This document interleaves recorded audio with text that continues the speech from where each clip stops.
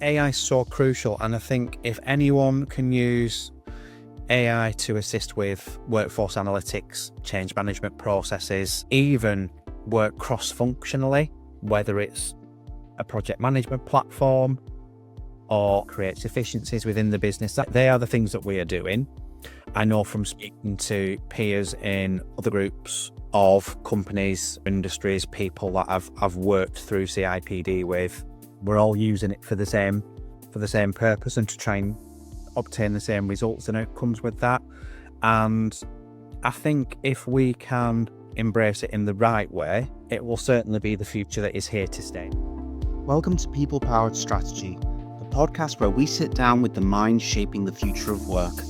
Every week, we bring you candid conversations with chief people officers and HR leaders who are driving business outcomes by putting people first.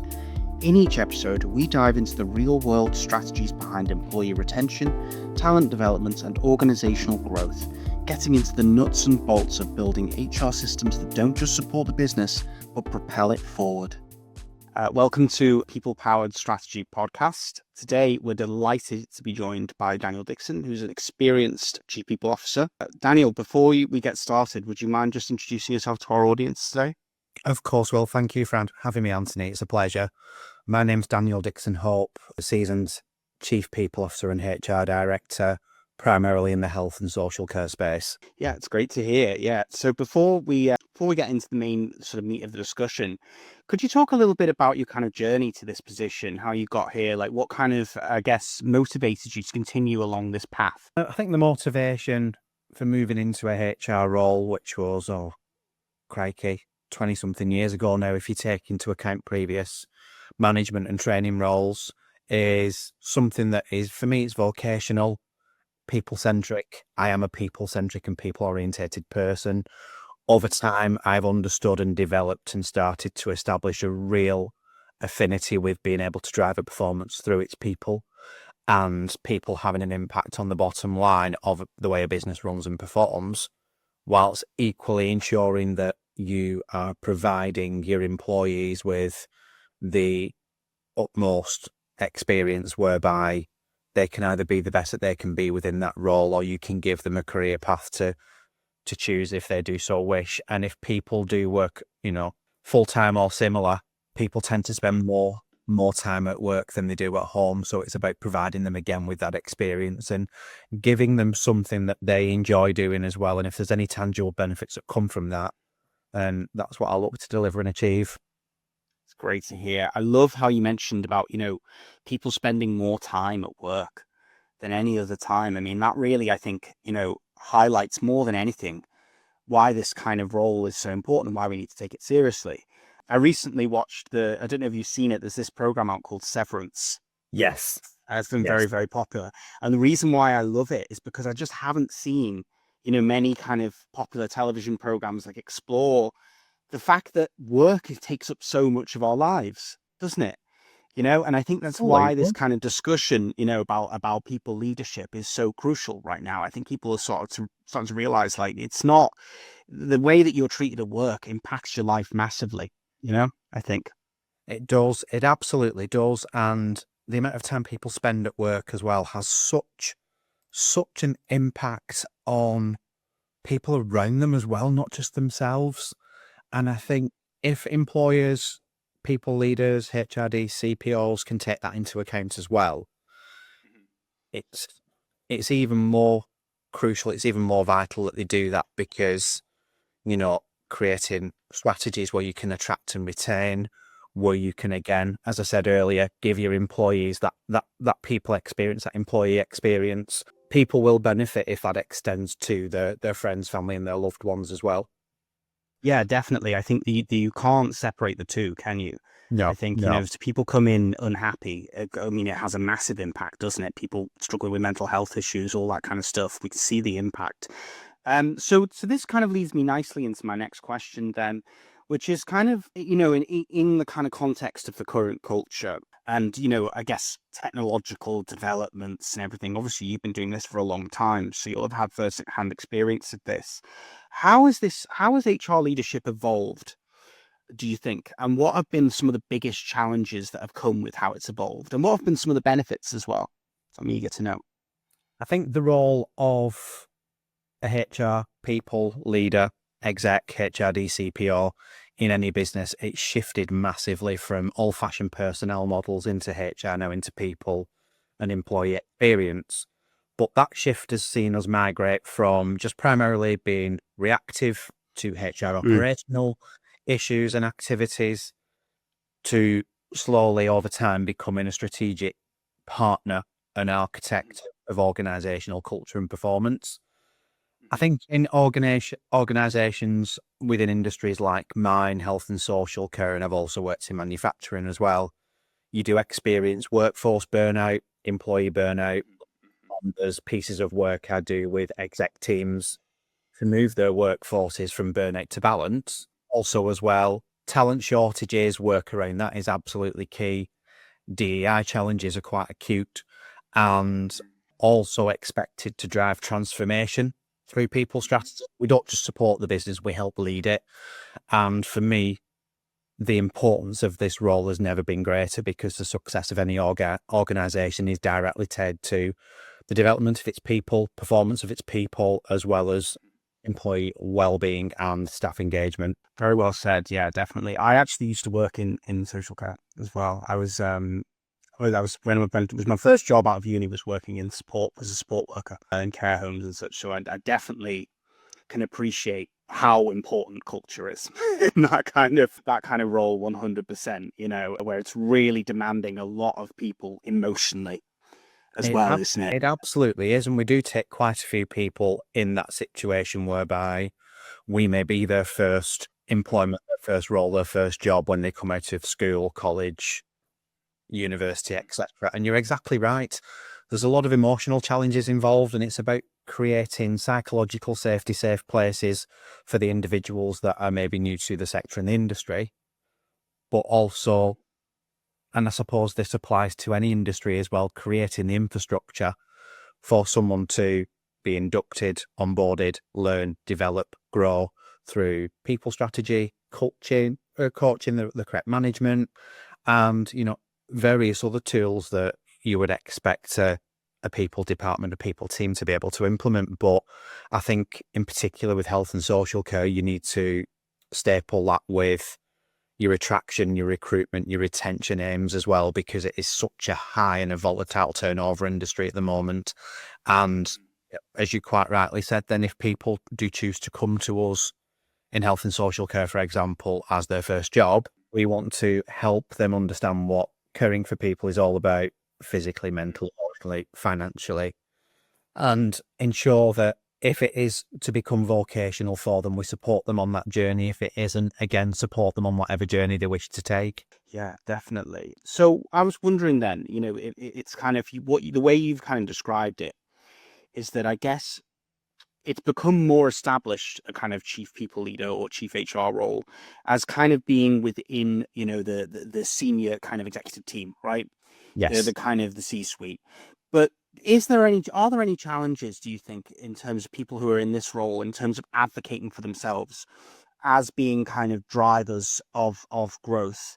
And have you experienced this yourself? I'd love to know what your own experience is of this. I think my experience is probably what my answer to your initial question would be anyway. You know, for CPOs, people leaders, HRDs, whatever the role title for your listener is as we push to become strategic partners in the C-suite at exec level, you know, a key challenge for me has been, and for other people could still be, legacy thinking.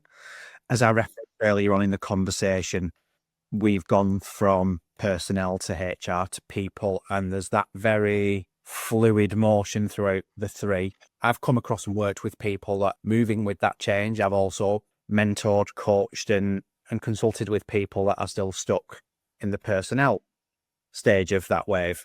So that legacy thinking is really, really difficult to overcome dependent on where you are and who you're with.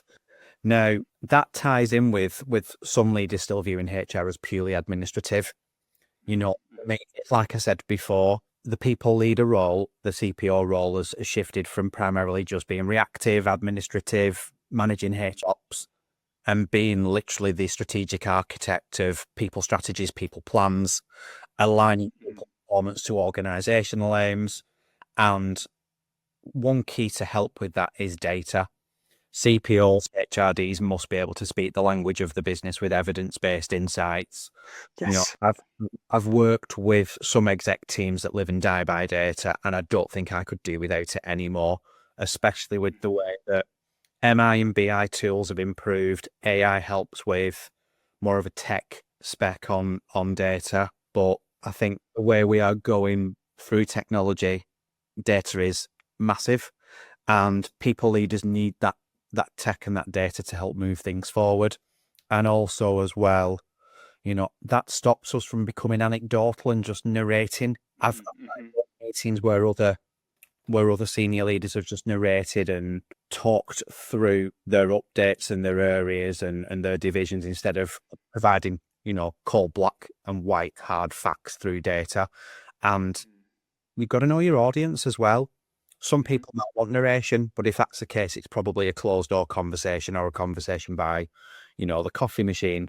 You sat with your peers at C-suite and you're trying to elevate your own position, make the people function be as important as finance, governance, tech, etc. All speak the same language or speak in a language that they can hear and understand. And that's why I said tech and data is so vitally important. We're expected to drive transformation through people strategy because we've got to lead the business and not support it. In order to do that, aligning people strategies with measurable business outcomes is absolutely essential. And without that link, I really don't think it's easy to command influence at the top table. And, that's the answer to your initial question, but based on previous experiences I've also had as well.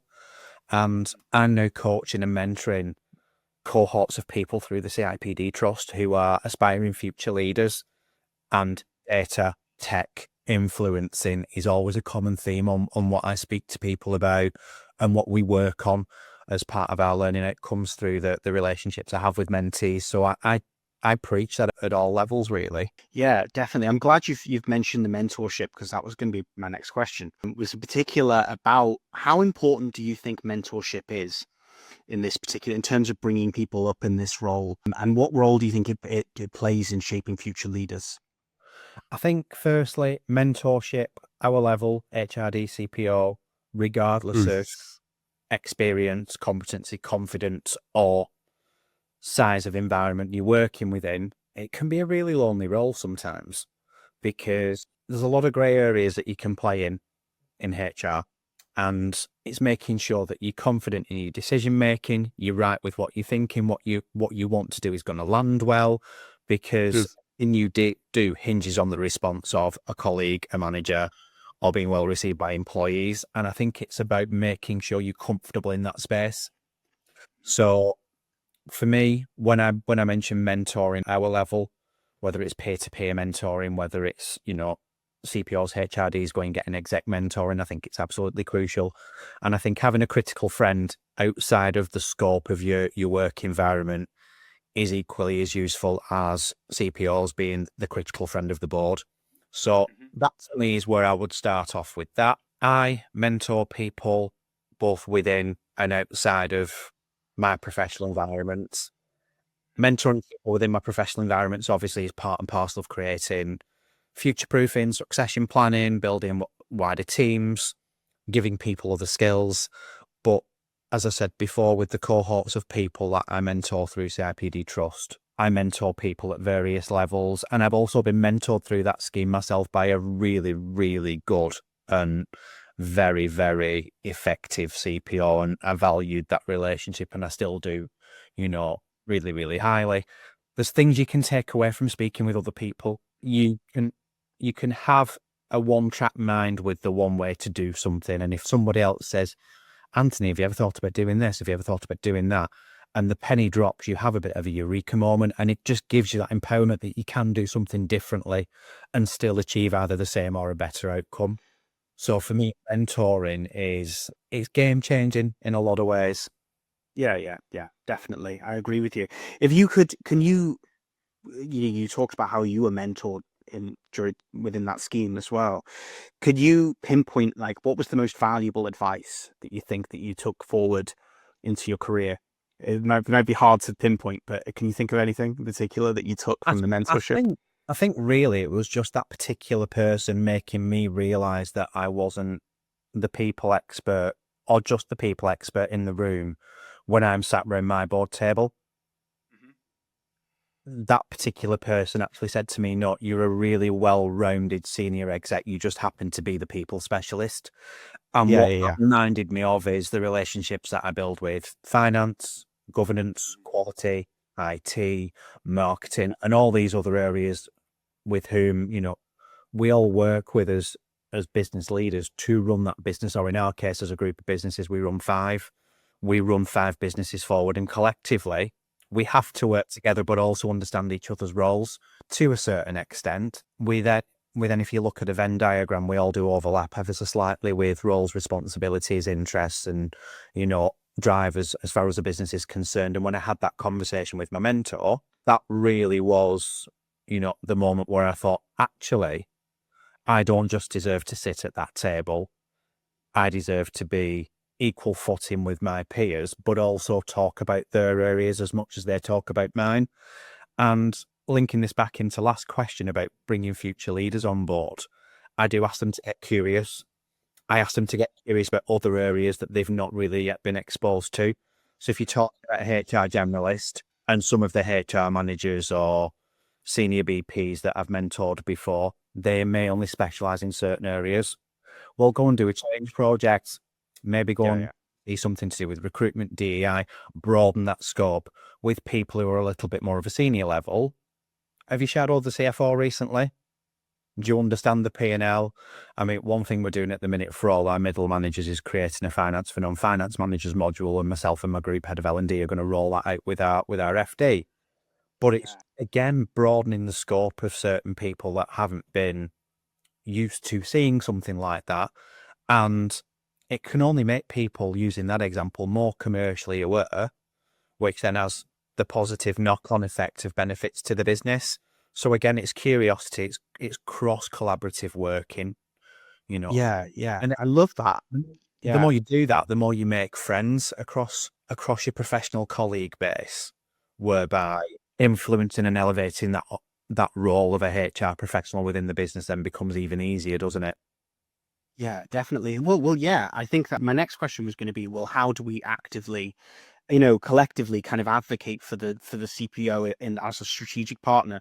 But I think you've kind of partially answered that question in a way, which is kind of like you as the chief people officer or as the HR executive, you get curious, right? You broaden your influence, you broaden your kind of interest across the organization because you have to, right? I mean, like if you are really aligned with company goals, you have to be aware of how every different department is working to a certain extent, don't you? And you have to Yes. kind of introduce. I think it's really, really important. And well, I mean, even if it isn't absolutely crucial for your organization, it certainly can't hurt, can it? In a No, role it's that's not. sort of dependent on like kind of really is dependent. I know empathy can sometimes seem like a bit of a wishy-washy term, but it's not. I mean, it's both ethically important, but it's also is a driver of success, isn't it? And in a role where you need to be empathetic, you need to understand what people's challenges are, don't you? If you don't understand their job, you don't understand their role, you don't understand their challenges, do you? And for me, Um, in a role like this, emotional intelligence is equally as important as being commercially aware of how your business runs. yeah, yeah, definitely. And we definitely see that, I think, don't we, in terms of, people, I guess, getting promoted, climbing the ladder. A lot of it is down to knowledge and skill. Obviously, that's important, but a lot of it is emotional intelligence.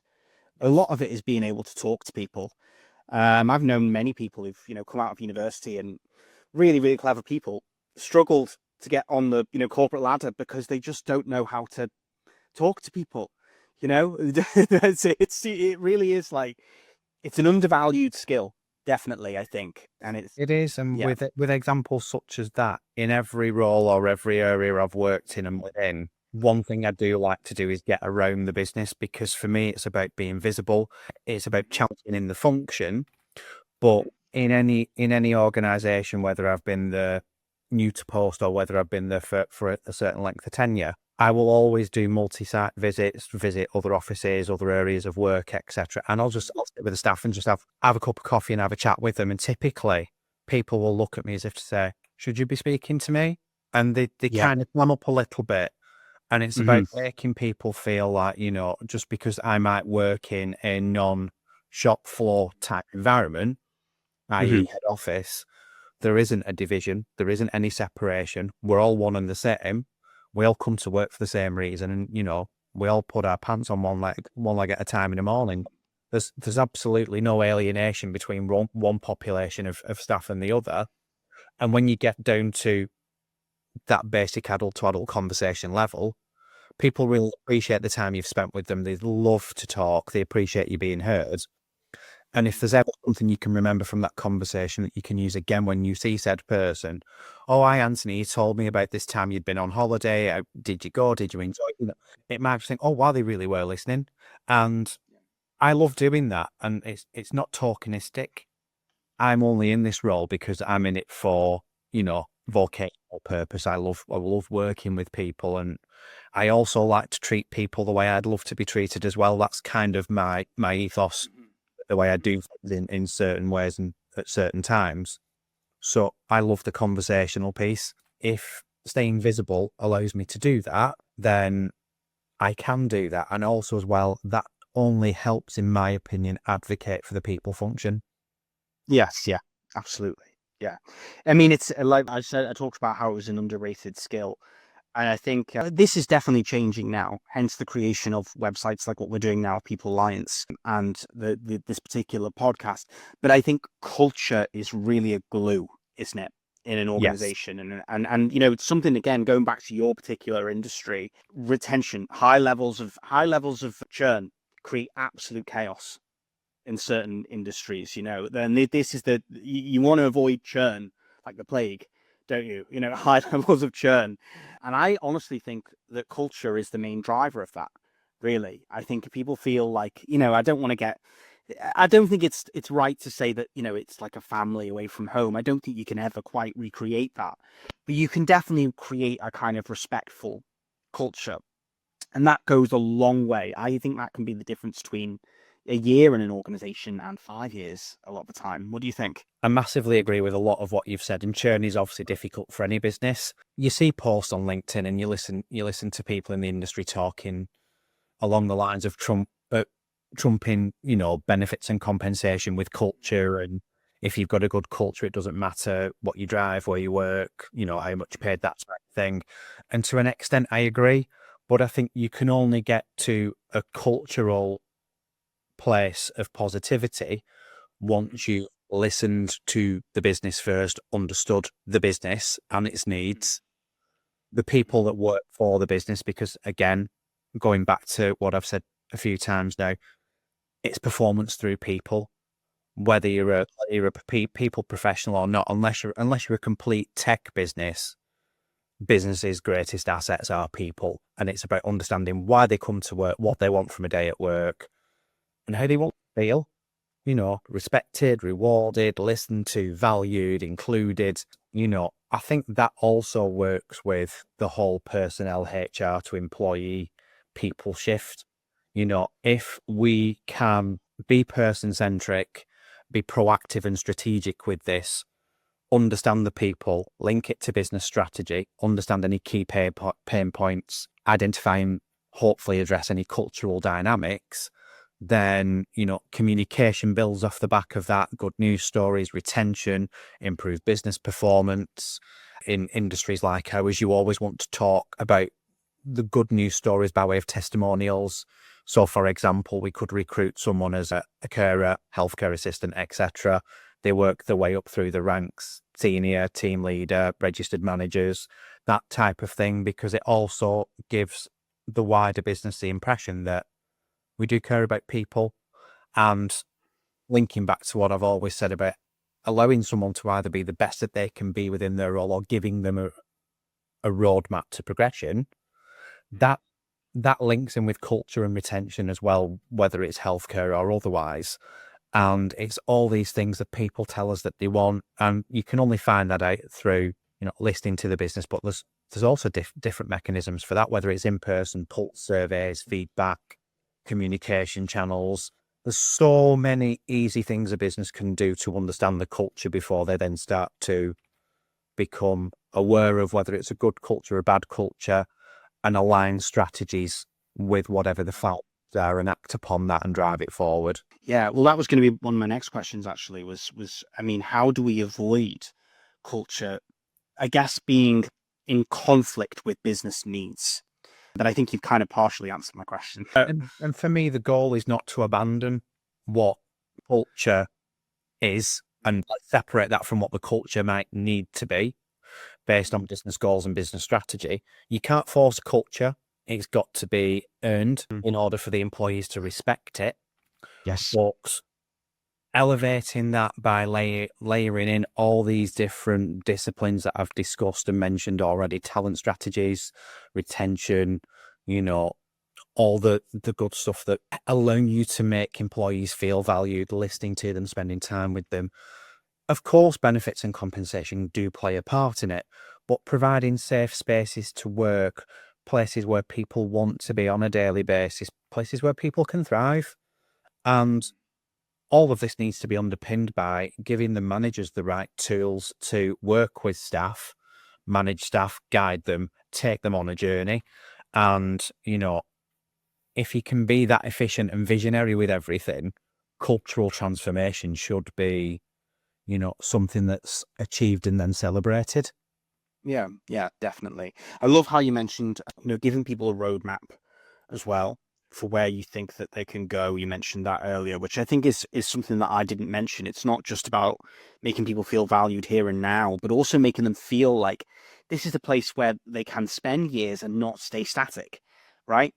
So even if there's somebody who it maybe is perhaps not maybe management material, well, maybe there is opportunity for them to become like a kind of specialist in a particular way. I feel like people staying in the same role with no kind of hope of any kind of progression or development whatsoever is a big problem a lot of the time, I think. And that makes a big difference. I think people want to feel like they can grow and change in a role, don't they? They do. Yeah. But just to counter that, I've come across large numbers of staff throughout my career that just want to be in the place where they are. And there's an element of comfort for a number of different reasons to that. And in that case, it's about respecting that, encouraging that if that's what they want. But again, and I use this phrase quite a lot, and you'll pick this up as we carry on talking, about allowing this person to be the best that they can be within that role or just that space that they want to be within, while still showing them that if they ever did want to move, change, upwards, downwards, sideways, whichever, there is a wider world other than the one that they currently operate within, and there are other opportunities, and there should be, if your talent strategy is right, there should be supported mechanisms already identified in place to allow someone to engage with that. And again, I met with someone only the other day, having a career conversation with them, and they were quite happy with where they were, wanted to keep things nice and content. Home work-life balance played a big part of that conversation. And, we subsequently had a conversation about how we can improve what they do at work, how they do it, but also as well how they feel. And then that member of staff reciprocated all of that with the benefit I can produce to the business's ABC, which really made my day, because they said and saw exactly what I was thinking, and I would have probably have brought up in conversation at some point myself. And this was a reasonably junior level member of staff. And for them to have that foresight, I was delighted, but also spoke to them a little bit more about that foresight. Where did it come from? How did they come to think that? What brought them to that conversation? Allowing people to speak their mind as well. I love that. Yeah, I think it goes back to what you were saying before, doesn't it? Knowing what to say, how to speak the language in a way of senior executives is kind of like, you can argue like, oh, I need this, I need to have this balance back. But then to be able to say, this is how I'm going to be able to help you or help the business in return, is great thinking, isn't it? Like you were saying, it's like you were saying before about how CPOs need to think about how to talk in kind of big, sort of important boardroom meetings. I really like that, definitely. Okay, so I'm curious then about how we can't apologize, but we can't have any podcast conversation in 2025 without talking about AI at some point. It's just become absolutely all encompassing. How do you foresee AI influencing this role? Has it already for you? And what other kind of technological developments do you see impacting, your particular role, your particular industry? What do you think? AI for me is already here. I think it's been here to stay for a little while. I just think it's like anything that's new or reasonably new. The novelty will either wear off or it will remain and it will grow and it will evolve. And I think it's certainly the latter. Now, as an industry, healthcare has embraced and adopted AI in a number of ways for probably 12, 18 months now, typically through the more advertising, marketing, and talent and attraction elements of what we do and how we need to do it. But also, as well, for me, it's helped develop capability across tech functions, workforce analytics. Some people are quite fluent with AI, but maybe not digitally quite fluent in other areas. So those people that have maybe even just accessed ChatGPT a few times, and I'm not saying that those people are fluent with AI, but there might have been a keen interest in just wondering what all the hype is about. They then sometimes raise their hand for digital literacy courses within the business because all our staff, for example, might need a certain level of digital literacy in order to write care plans, note meds, and assist people that we support or carry out work within their own functions. But I think really, talking about something I mentioned before about the use of data, MI, BI, and tech, AI is so crucial. And I think if anyone can use AI to assist with workforce analytics, change management processes, even work cross-functionally, whether it's a project management platform or something that just kind of creates efficiencies within the business, they are the things that we are doing. I know from speaking to peers in other groups of companies, other industries, people that I've worked through CIPD with, and I have regular catch-ups with, we're all using it for the same purpose and to try and obtain the same results and outcomes with that. And I think if we can embrace it in the right way, it will certainly be the future that is here to stay. I don't think it's going anywhere, and there's certain leading tech companies and web engines and so on that are just constantly evolving their AI models. If we can move with that change, I think it's a good thing. That probably allows us to also create more time and space to be empathetic, adaptable, or Yes. person-centric in a number of ways as well. So, Yes. The latter part of that answer is certainly not tech-related, but tech's going to free us up the time to No, be. no, I totally agree. I think that's the main, I think that's the main one. Well, not the main, but one of the key benefits of AI is allowing us, ironically, to be a bit more human because it frees up time, doesn't it? It's Certainly allows really, me to really be hard. more agile. Yeah, certainly. Yeah. And I was going to ask actually specifically how do you use it? What are the key ways that you think you use it on your day to day? It's hard to say, isn't it? Because it's become almost invisible at this point. We have so many different tools to utilize AI. But if you were to highlight the ways that you use it on your day to day, what would you say? And it is absolutely second nature now. But as I mentioned before, MIBI, data, workforce analytics, we, as a people function, engage with our tech team, and our CTO is brilliant with AI, and his team are absolutely fab. And there's a lot of exec engagement across the top table in the business with the use of AI for various projects, not just people work, but chatbots, marketing, building apps, and also, as well as I said before, change management strategies, helping and assisting our workforce with digital fluency, and anything from a workforce efficiency or a workload efficiency perspective that allows us then to free up time to lead the business and be people centric and people focused and have time to, as I said before, get out around all the different groups of companies, all the different sites that we have, and meet our wider team, because that is quite frankly one of the reasons why I come to work. If people have a pain point, I want to have the time to hear about it and help. But I I mean, no one wants any of the staff to feel that way, but if they do, then I want to be able to give them the time that they need. But I want to spend as much time as I can with the team, hear the good news stories, help them on the journey, and just help move the business forward through them as individuals and as teams. Yeah, I love that, definitely. All right, well, Daniel, we're going to start wrapping up soon. I have just two more questions.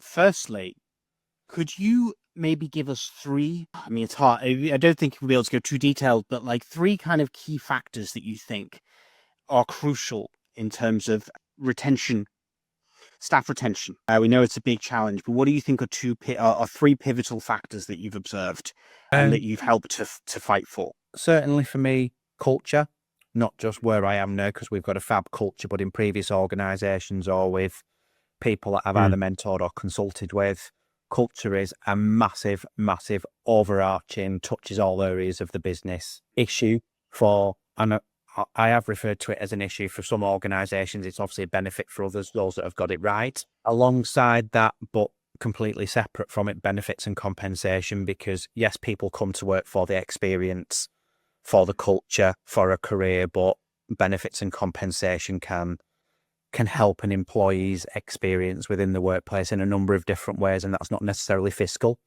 because within your bends and comps, you can have an impact on an employee's life in other ways, and that leads nicely into making sure that we advocate for the well-being of our staff. A meaningful well-being campaign and ownership of well-being schemes within the workplace are absolutely crucial, because you have so many different types of well-being. I'm not going to work through them all now, but I don't want people to think well-being is a gym membership or free fruit Fridays, because it quite clearly isn't. When you talk about training, mental health, emotional well-being, financial education, and all of these things that some people may not typically associate with well-being, they're just the start of what is a much, much broader scope, and they're another one of the three key things that not only have I identified recently, but I've worked on an awful lot over time. Yeah, great. Okay, so finally then, what advice would you give to future CPOs, people who are looking to climb the ladder in the HR role or the people role? What would be your key advice, you'd say? Be curious, learn to work well with others, because the more buy-in, the more stakeholder engagement you can gain traction within a business, the more people can advocate for you if a role is to be needed, come up, you apply for, etc. But also going back to something that I said earlier about being well-rounded, not just being the people expert, expand and broaden your horizons. That really can't do anyone any harm, as long as the time dedicated to that is right. And I think for me as well, we need to completely debunk the "we're only here for the people" myth, because I get that said a lot. I get that said to me on a regular basis. We are drivers of a business. That's why in certain organisations there is a people seat at the table. And that's not tokenistic. It's because we can demonstrate pounds and percentages value through metrics, through performance. So if people aren't at that level where they can own that and understand it and be responsible for it, try and start to gain some insight into what that looks like within your organisation.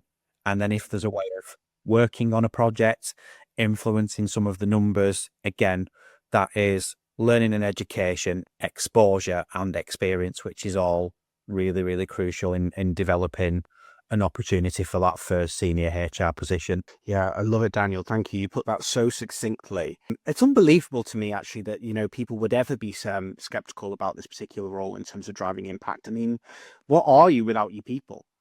Like, it's just crazy to think about, that people would ever think that the people function was separate from business outcomes, It's crazy that, but I'm glad that seems to be changing in the culture, definitely. And I hope I'm right in that, because if you sat around a table with your fellow C-suite colleagues, most of them would be managed on the pounds and percentages that they demonstrate and they generate in revenue for the business.